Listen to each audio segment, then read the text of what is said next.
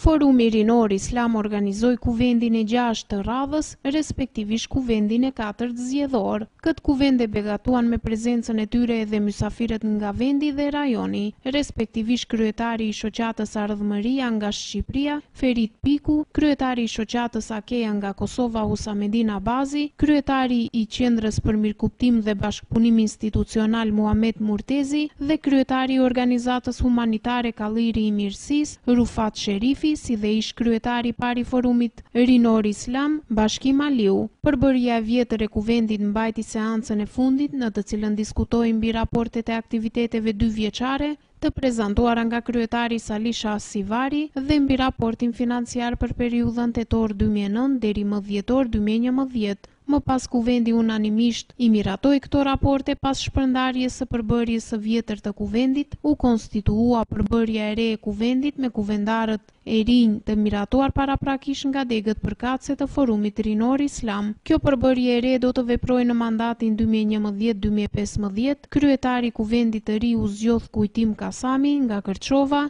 kurse si nënkryetar u zgjodhën Ahmeti Meri nga Tetova dhe Shqipe Palloshi nga Shkupi. Pika më e rëndësishme e këtij kuvendi ishte zgjedhja e kryetarit të ri të forumit Rinor Islam për periudhën 2011-2015. Në propozim ishin 3 kandidatë, nga të cilët me 35 vota pro, 1 kundër dhe 2 të përmbajtur, kuvendi i forumit Rinor Islam zgjodhi për kryetar të ri zotrin Fevzi Musliun nga Shkupi, i cili do ta udhëheqë këtë organizatë në 4 vitet e ardhshme. Kuvendi po ashtu miratoi edhe kryesinë e re të forumit Rinor Islam në përbërje Hasan Baftiari nga Shkupi, Fisnik Shabani nga Tetova, Berat Limani nga Kumanova, Muhamet Mehmedi nga Kërçova, Esma Sherifi dhe Aisha Emini nga sektori i Femrës. Në fund kryetari posa zgjedhur mbajti një fjalim përshëndetës ku mes të tjerash me theks të veçantë foli mbi qëllimet dhe fokuset që do të ketë kjo organizatë për këto 4 vite, zhvillimin institucional dhe kadrovik të kësaj organizate, promovimin e vlerave islame dhe njerëzore në